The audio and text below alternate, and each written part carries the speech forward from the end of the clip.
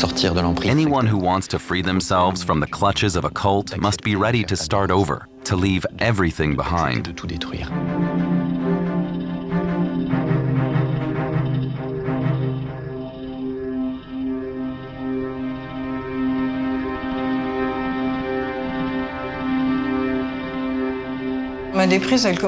My way out began in prison. There, in isolation, I could take a step back, find myself, and start building my own life.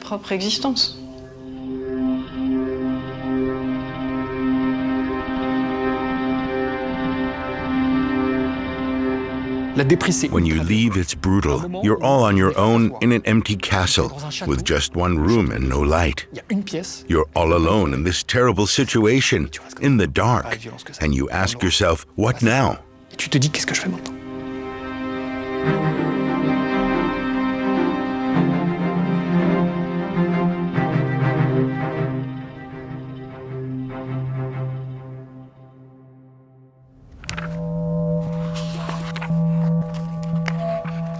The book of Isaiah, chapter 26, verse 20 and 21. Go, my people, enter your rooms and shut the doors behind you. Hide yourselves for a little while until his wrath has passed by. See, the Lord is coming out of his dwelling to punish the people of the earth for their sins. The earth will disclose the blood shed on it. The earth will conceal its slain no longer. Je suis Nicolas Jacquette, j'ai 40 ans, et toute ma vie, toute mon My name is Nicolas Jacquette. I'm 40 years old. Until I was 22, my whole life was all about conditioning. I was meant to be the perfect propaganda tool for Jehovah's Witnesses. Ma mère me parlait de Jéhovah lorsque j'étais dans son ventre. My mother told me about Jehovah while I was still in the womb. Les mamans en particulier. All Jehovah's Witnesses, especially mothers, are encouraged to sing hymns, to speak of Jehovah, and to ensure that even their unborn children are indoctrinated with Jehovah's Witnesses' worldviews. Dans une vision jéhoviste.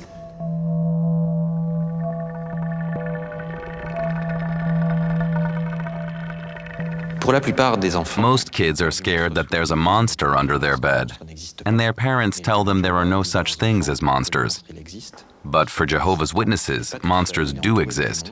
It's Satan, and he's not alone. He's surrounded by invisible demons. They're all around us and want to harm us. As a child, I could see them circling around my bed. I saw demons flitting by whenever my nightlight flickered.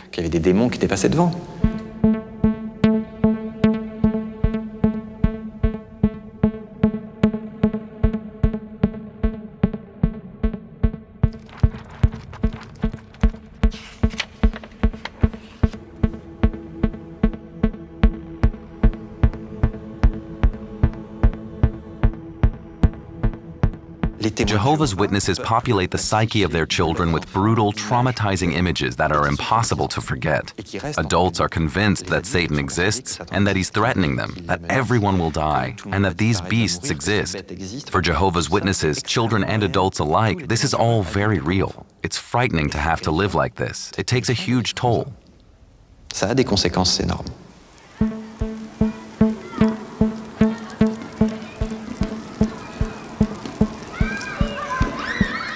I once did the math. In addition to school, children have 23 hours of faith lessons a week. My day was packed with reminders that I was a Jehovah's Witness and that Jehovah was everywhere. I couldn't escape it. Je n'y échappais jamais. Quand vous êtes témoin de Jéhovah, l'école est un environnement hostile. If you're a Jehovah's Witness, you see school as a hostile place. You make yourself the enemy. I was the whipping boy. I was laughed at, got beaten up, and was constantly teased in secondary school. I was the perfect victim. Just the way I dressed, or the fact that I went door to door on the weekends. I was dressed like a sack. My mother tried to dress us well, but she got everything wrong. If I wanted a pair of black jeans, she'd respond, "Why? Because everyone has them? Nicolas, do you want to copy your schoolmates? Do you want to look like them?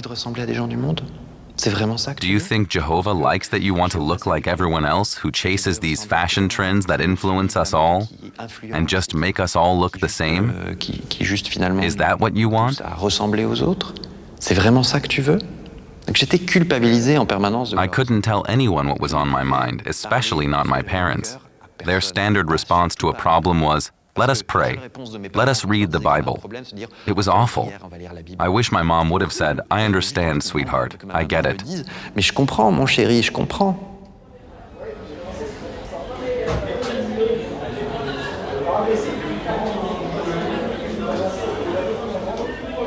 Yes, hello. I'm from the Criminal Investigation Department in Nanterre.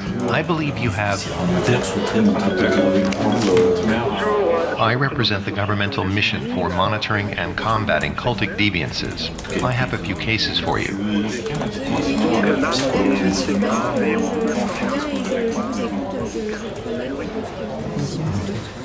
Donc, on va reprendre cet après-midi. This afternoon, as part of our training on combating cults, we are presenting some accounts of those affected. It's a very important and interesting topic, as you will see. We are about to hear from Julie, who can also answer some of your questions. Donc moi, la première accroche que j'ai avec l'Université de la Relation... I first came in contact with the University of Nature, Ecology and Relationships, led by Guru Gabriel Loison, in 2005, through one of his followers. I was 31 at the time and had finished art school in Paris 5 years earlier. I was at a point in my life where I was getting fewer jobs as a freelancer. I had just separated and I had to move. So there were many reasons to rethink my life and try something new. I met this guy. We had shared values, but they were all pretty vague. Authenticity, the desire to do good for others, environmental awareness. D'avoir envie de faire du bien aux autres. I'd been suffering from climate anxiety for quite some time. So my acquaintance told me about this group and said I could address all my issues there. He said there'd be a training course in Morocco and that they'd hold a meeting like it every year. And so I flew to Morocco, to Agadir that September, and didn't have the slightest idea there was a leader behind the whole thing. Sans avoir absolument aucune conscience qu'il y a un chef derrière.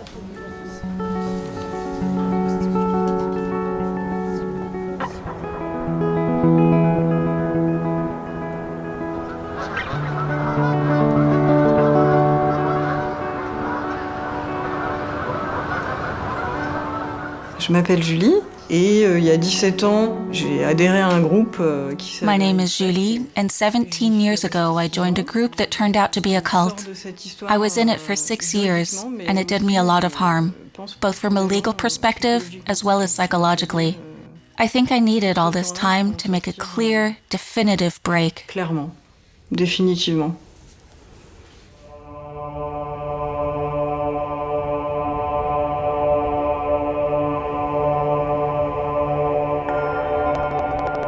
Lors de ce premier stage au Maroc, on part... At that first course in Morocco, we wanted to launch an environmentalist collective, but we gradually lost sight of that.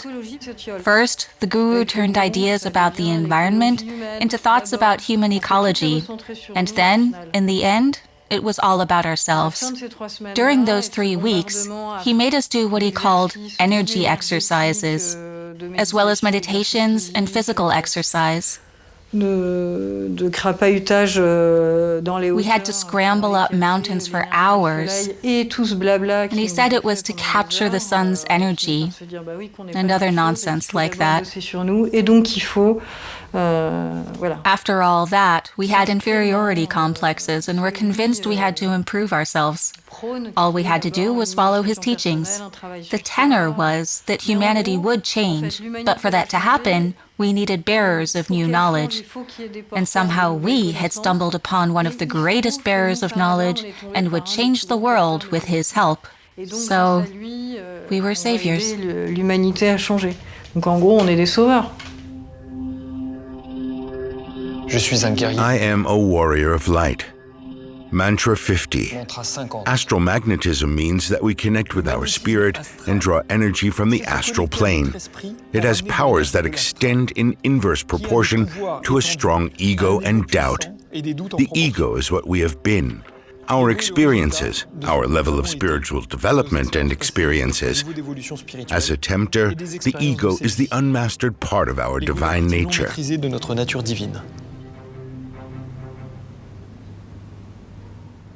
Je m'appelle David, j'ai 39 ans. En 2005, je rentre dans la secte des Guerriers de Lumière. My name is David. I'm 39 years old. I joined the Warriors of Light cult in 2005. After being in the clutches of the cult for 10 years, I now work as a freelancer for a production company. We were all united by the hope of finding answers to the big questions in our lives about ourselves. Sur la vie, sur nous. We were looking for someone who could give us answers. Quelqu'un qui était capable de nous donner des réponses. Et en gros, the group dynamics ensured we stuck together. À la cohésion. Each of us shared our weakest points. That's how we ended up in the structures of a cult. Sectaire, une dérive sectaire.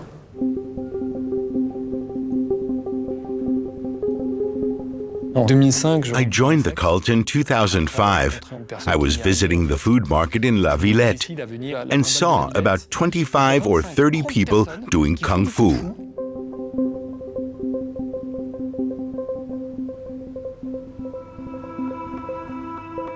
Élisée, who later became the leader of the cult, struck up a conversation.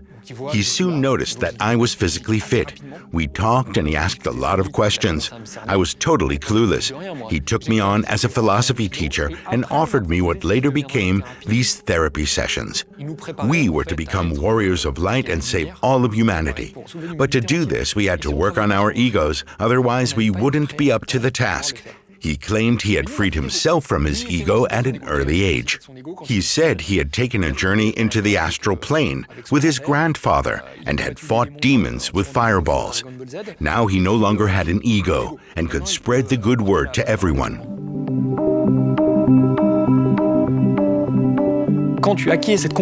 If you truly believe that you have been chosen, you bear great responsibility.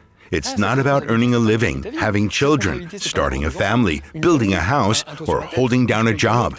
Instead, you are responsible for saving humanity when it collapses. That's a lot to shoulder. C'est quand même beaucoup. Le kung fu. He taught kung fu, he offered therapy, and he even took care of everyone's personal lives. He chose your clothes and your first name. C'est lui qui te choisit. All of this combined created a gateway, just like the group itself was a gateway, to integrate you into this cocoon, make you part of a structure where you could always ask the others for help with your problems. It's like you're one big family that is there for each other in everything. What would you ever do without them? C'est notre famille. Sans eux, qu'est-ce qu'on va faire de notre vie?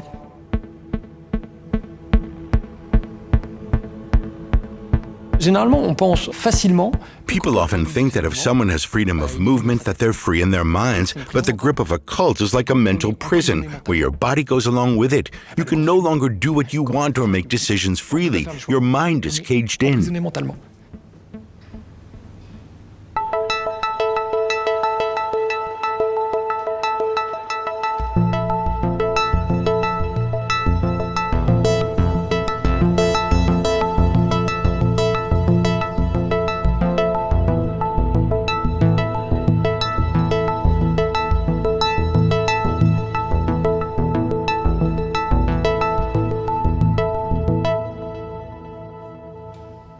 Le gourou a monté une espèce de paralogique dans lequel... Our guru created a kind of parallel logic to completely alienate us from life.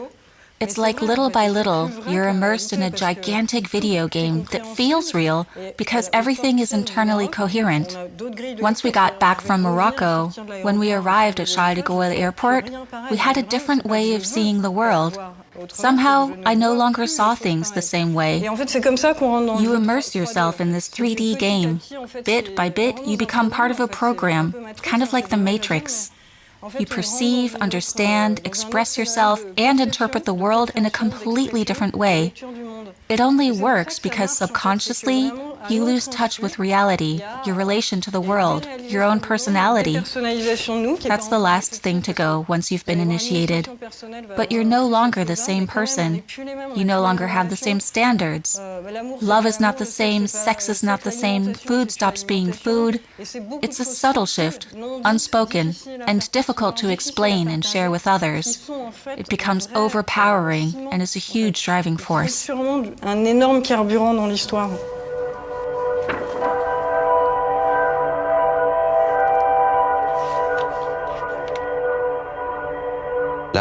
Jehovah's Witnesses deeply believe that God created everything, and Satan is Jehovah's greatest adversary.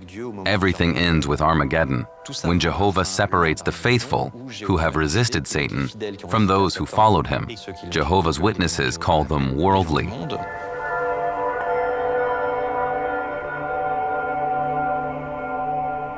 À l'issue de cette guerre, at the end of this war, Jehovah's Witnesses stand atop a mountain of corpses and create a paradise on earth.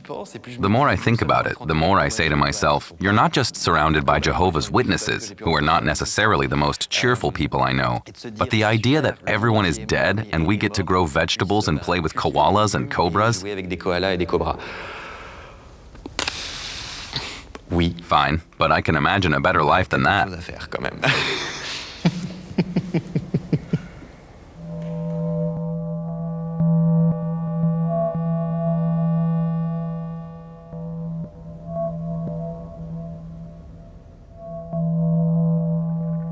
Lorsque j'ai 15 ans, je réalise... When I was 15, I realized I couldn't keep living like this. I wanted everyone to know. My parents, my siblings, the Jehovah's Witnesses, my schoolmates, the school. I wanted them all to know that they were to blame for how unhappy I was, that they had made my life impossible, and that every day was torture because they never left me in peace. The distortion of values can be found in many movements, including the Jehovah's Witnesses. You are taught that torture is actually proof of love, that making your own child suffer means loving them. At that point, I saw no other way. I thought I would have to kill myself. The only thing that prevented me from going through with it was that Jehovah's Witnesses forbid suicide. For them, life is sacred. You don't have the right to take it.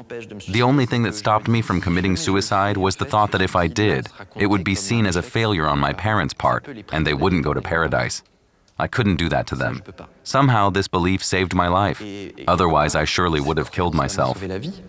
Sinon, je me serais foutu en l'air, c'est certain.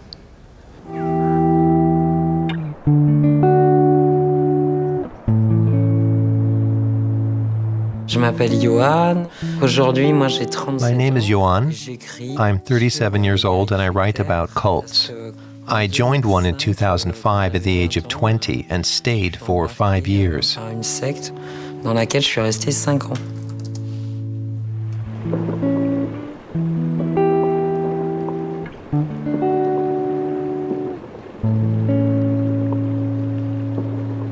Julie, au début, c'est une amie qui est rentrée en même temps que moi. Julie was a friend of mine who joined at the same time I did. After a year or two, the whole thing became more and more sexually charged. There were regular parties that were something like a rite of passage. There was this ceremony where I experienced punitive sodomy. The guru told the women it was a sensitivity test. He always came up with something that sounded different, sort of scientific or spiritual, I guess. So the women hit us to test our sensitivity. Basically, the women sexually assaulted us men.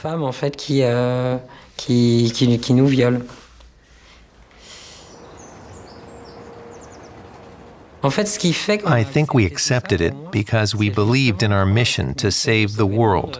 That also meant suffering to some degree. That's why we also had to inflict violence on each other. The terrible thing about being dehumanized like this is that this kind of perversion works. The longer it goes on, the more numb you become to the suffering of others. That's how the system functions. Everyone gets closer and closer to the horror.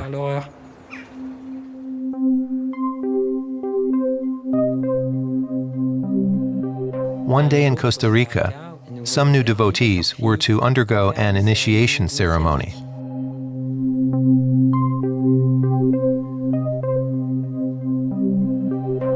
Après cette cérémonie, le gourou a proposé d'être parrain. After the ceremony, the guru suggested that Julie and I became godparents to a young girl.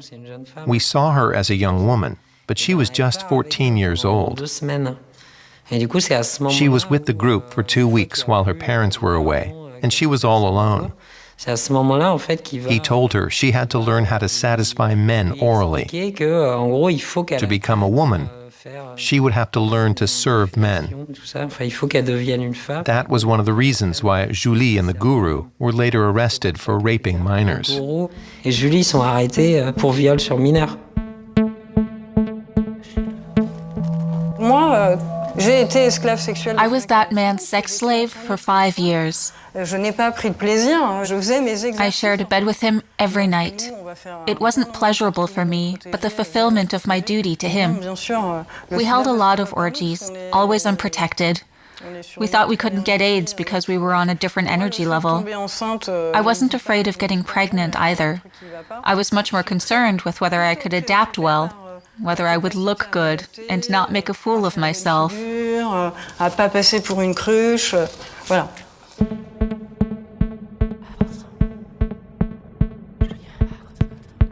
À l'époque, je pourrais pas dire j'ai été programmée. I didn't realize at the time that I was being drilled into becoming a perfect little soldier. But I was. I was drilled into it, and that's why I was as tough as a bulldozer. It was always about overcoming yourself, and under that pretext, you did all sorts of things.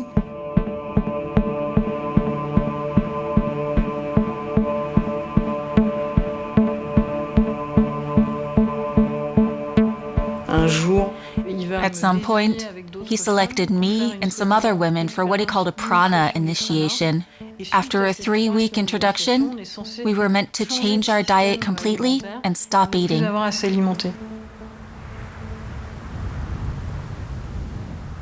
Pendant la première semaine, on ne mange ni ne boit. For the first week, you're not allowed to eat or drink anything. You're only allowed to drink a drop of water on the 8th day. But by then I couldn't even kneel. My body started to break down muscle tissue. It goes into your reserves in order to survive. First it breaks down fat, then muscle. And so it went on and on. Très grave, ma maigritude a été très loin. Enfin, je me suis amaigrie. It was bad. I was extremely emaciated. 2 women in the group thought I was going to die when they saw me lying there. My diaphragm was completely hollowed out. You could see my ribs. They were so scared. I wasn't afraid of dying because fear was forbidden in the cult. If you wanted to become a superhuman and save the planet, you couldn't dwell on fear. There were several occasions when I suppressed my feelings of fear. I think because I couldn't let myself be afraid, my body tried showing me in other ways that I was in mortal danger. Par d'autres moyens de me faire. I had lost control. J'étais en danger de mort, mais je n'arrivais pas à le calculer, ce truc-là.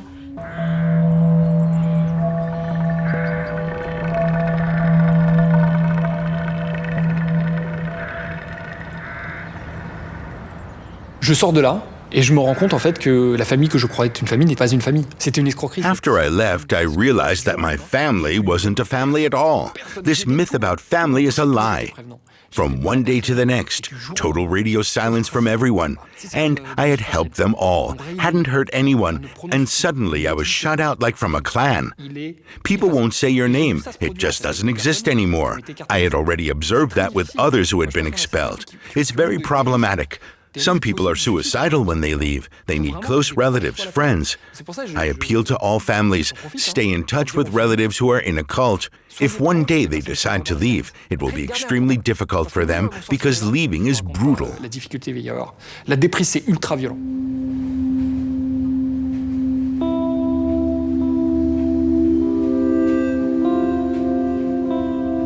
Je crois que le moment où j'ai commencé déjà à It started when I was away during the day to go to university.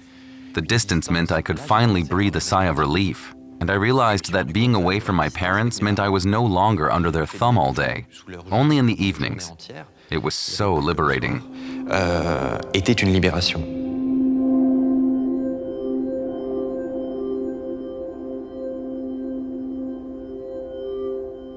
Plus tard, quand j'arrive à Paris, mon environnement finalement. Later, when I moved to Paris, my circle of friends and my environment became more diverse. I met Jérôme, who became my best friend and helped me leave Jehovah's Witnesses. He's been my partner in our agency for 14 years now. Jérôme et d'autres amis. Jérôme and other friends who started the organization they called Operation Nicolas. The first thing they did, which was absolutely right, and which many don't do, was find out what Jehovah's Witnesses actually are. They didn't know. Like many others, they only knew that they were considered a cult under French law. My friends tried to understand me and prepared a soft landing for me with Operation Nicolas. They created an emotionally safe environment to replace what I would lose. It's inevitable. Doctrine states that all my close friends, my family, and everyone I had met in Paris through the Jehovah's Witnesses would have to turn their backs on me. Vont me tourner le dos.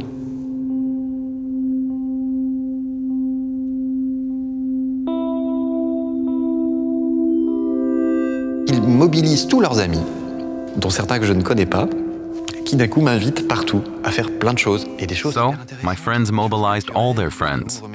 I was constantly being invited to outings. People did some really exciting activities with me. Cultural events, lots of things that broadened my horizon and that I found immensely interesting. I had great conversations with people who led full lives. That also broadened my horizon. It soon became obvious who I preferred to spend my time with, people who saw me as a human being and not an ant in an anthill. After that, I moved away from it inwardly, in my heart. I spent less time thinking about the dogma, and it lost its power over me. It was still there, but it wasn't as influential anymore. At some point, the veil lifted, and I realized that everything I had ever been taught as a child, my whole reality, the world as it had been presented to me, it didn't exist. It was not different, it simply didn't exist. This reality was entirely false and unreal. Suddenly I faced a total vacuum, absolute nothing. I had no foundations left. If my parents had been deceived, and they had deceived me in this matter, what else had they been wrong about? What could I believe? Could I believe anything that they had ever told me? What was left of their teachings?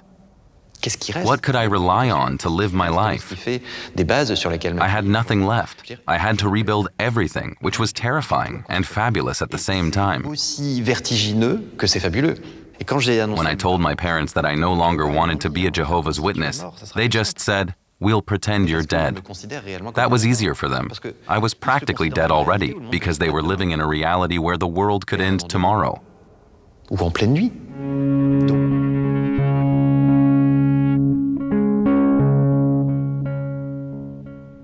Un jour, je suis seule avec le gourou. One day, as I was alone with the guru, a whole team of police officers showed up. They told us straight away why they were there, and the accusation was clear: child abuse. He had committed the biggest stupidity of his life and had been caught by the police.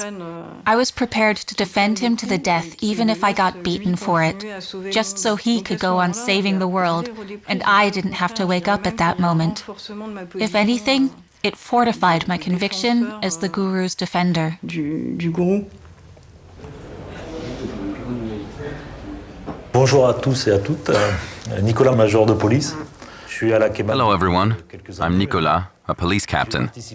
I've been with this unit for a few years now. I was involved in the arrest of Gabriel Loison and his partner Julie. What was unusual with this case was that Julie remained loyal to her leader for a very long time. That was quite a mystery to us. We would all like to be able to flick some secret switch to free someone from such dependency. I haven't found it yet, but I think I've said enough. Now I'll let her have the floor. Alors, moi, la déprise, elle a commencé par... My way out was when I was arrested. I was charged with terrible things. I could hardly have been accused of anything worse. inquiétée et donc je me suis retrouvée en I went to prison for it, and that saved me. L'isolement forcé, the forced isolation, the separation from my tyrannical self, that was my first step towards leaving. La première modalité des prises. Donc avant d'être incarcérée, il y a eu Before I was arrested, I was taken into police custody. Nicolas asked me, what made you do it? Nicolas me dit, mais en fait, qu'est-ce qui... He didn't bring up rape at all. He didn't attack me. He never dealt what would have been my death blow. Ce coup près. If I had realized at the time that there could be no consensual sex at all with a young girl, it would have been hell for me. C'est l'enfer. Instead, he talked about the context. He asked me, what made you do it? What did this man give you? Qu'est-ce qui vous motive? Qu'est-ce qui vous a apporté ce mec? En fait, why do you care about him? Qu'est-ce qui est important pour vous avec lui? En fait, j'ai l'impression en fait d'être un peu touchée, en fait, d'être un peu comprise. I honestly felt like he was speaking directly to me. I felt understood, and it was awful, because that meant I had to admit that I had failed. I also felt like he realized I wasn't the sexual predator he must have thought I was, and that I felt guilty, that I felt sick from being away from where I thought I belonged, from needing to save the world, but not being able to. Et en fait, he got me in touch with a young girl. It was terrible, but it made me human again.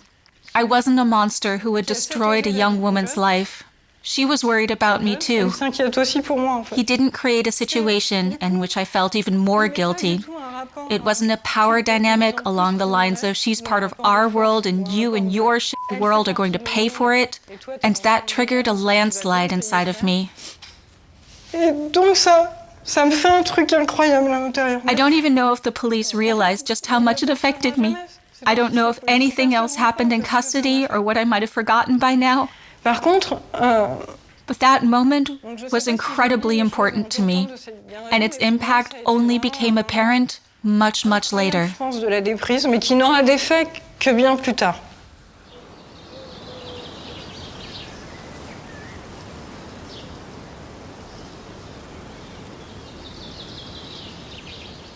Je vais être finalement presque 1 an en détention. Je reviens chez mes parents. In the end, I was in prison for almost a year. When I went back to my parents' home, it was like being thrown out naked in the middle of winter. Le fait qu'on me regarde un peu trop dans les yeux, enfin tout était effort. I felt like everyone was staring at me. Everything stressed me out. So I started counting every minute, every hour, every day that passed, for at least a year. Then, after quite some time, quitting became more and more realistic. It had a huge emotional impact on me in so many ways. It would take too long to list everything here, but suddenly it felt like my senses were able to breathe a sigh of relief. It was as if I had emerged from a black and white world and could see color again, as if I hadn't truly loved for 6 years. I had been in an emotional, psychological, and mental straitjacket, and then one day I was suddenly coming back to life. It was crazy. J'avais un vrai truc, et c'était fou.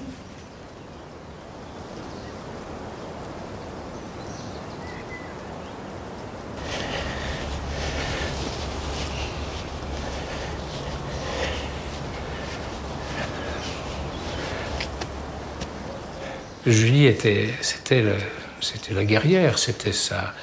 Julie was a warrior, the guru's spearhead. You couldn't get through to her anymore. She was so fanatical. Elle était complètement fanatisée.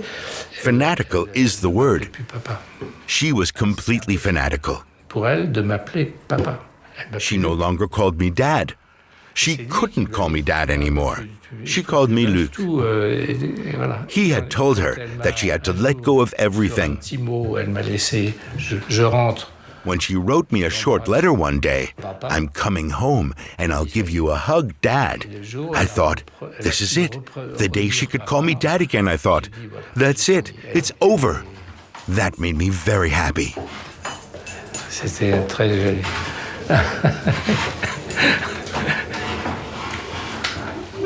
Oui, je me souviens. Yes, I remember that. Pour moi, c'est un ignoble individu. A demon, that's what he is to me. A hideous individual. He disgusts me. Just thinking about his face and beard disgusts me. I made sketches of him during the trial. He is a hideous demon. Here, look what I found. I put horns on him, and he's spitting venom. Et il crache son venin.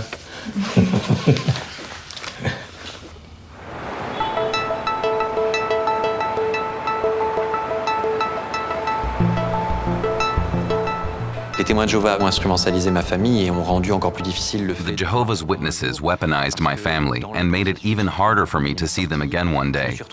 As life goes, I ended up in the media when I left. I wrote a book about it, and Jehovah's Witnesses didn't like that one bit. They sued me several times for defamation, but they lost all the lawsuits. I won. But one thing I can say is that when you face them in court, it's not a pleasant experience. I've never seen people turn up in a courtroom and stand up in front of the judge gripping a Bible and hoping to win like that.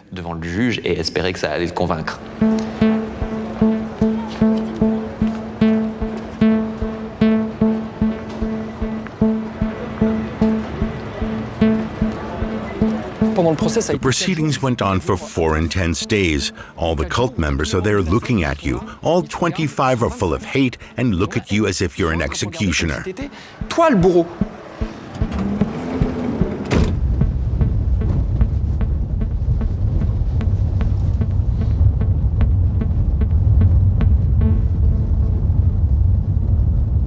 When I saw Carole smile, I knew we were on different sides. That was a long time ago. Yes, it was a long time ago, and I saw the fanaticism in her eyes. It was a smile of a joker, half crazy. I still think about how I can get her out, but that's not up to me. You have to look forward. If you focus on them, you can't focus on yourself. We have to leave that time behind us. Enough is enough. 10 years in a cult, 10 years out. Now, off to new shores.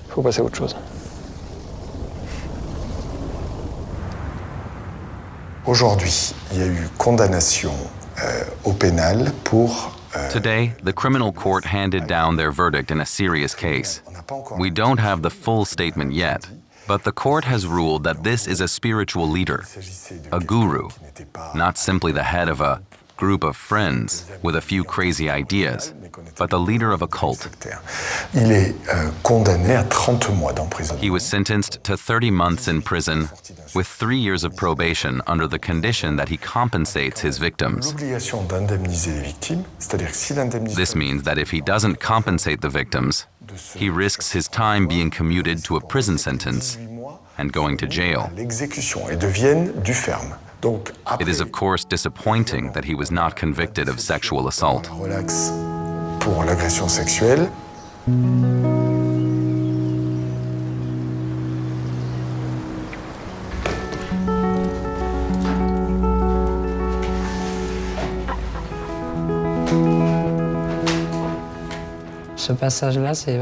This passage refers to psychological reports. The experts who examined Gabrielle Loison also examined Julie. In her case, they found neither perverse personality traits nor manipulative tendencies. On the contrary, she exhibited characteristics of a victim of indoctrination. Despite everything, the trial was nothing short of a miracle. It wasn't at all certain that I would be acquitted. And then he got 15 years. 10 years after the trial, he's still the person I hate the most in the world. You might think that as long as nobody gets hurt, it's no big deal. But that's not true. By the time the court recognized the damage that had been done to me, everything was so messed up. At least the judiciary has confirmed that this case was complicated. We feel so guilty and ashamed of our involvement. And the judiciary has actually certified that we are indeed victims.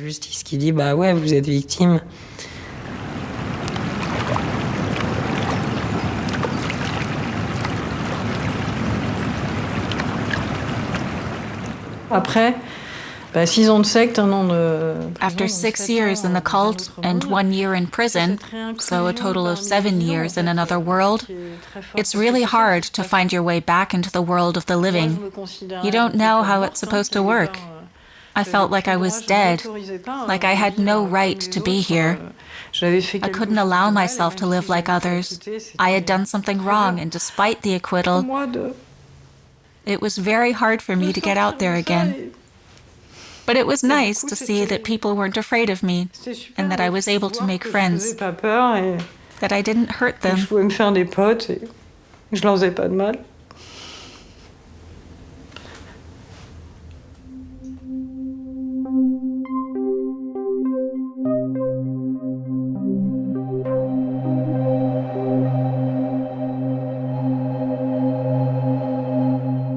Le prix de ma liberté aujourd'hui. The price for my freedom today was accepting that I had been in a cult. I had to pay the price for being stuck in something for 10 years, losing 10 years of my life.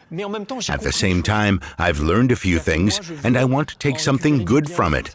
To all those who are still part of a cult, to all warriors of light, I say, know that the price is high. What you go through when you leave is so hard.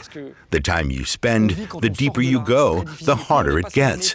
But afterwards, you can look forward to being free and having the opportunity to think for yourself again. And that is priceless. When I left Jehovah's Witnesses at the age of 22, I was finally able to celebrate my birthday and Christmas for the first time. It was also the first year I was really me, Nicolas Jacquet, who could decide for himself what he wanted to do with his life. So I'm actually only 18 years old and will turn 20 in 2 years. It's like a second life, and that is very special.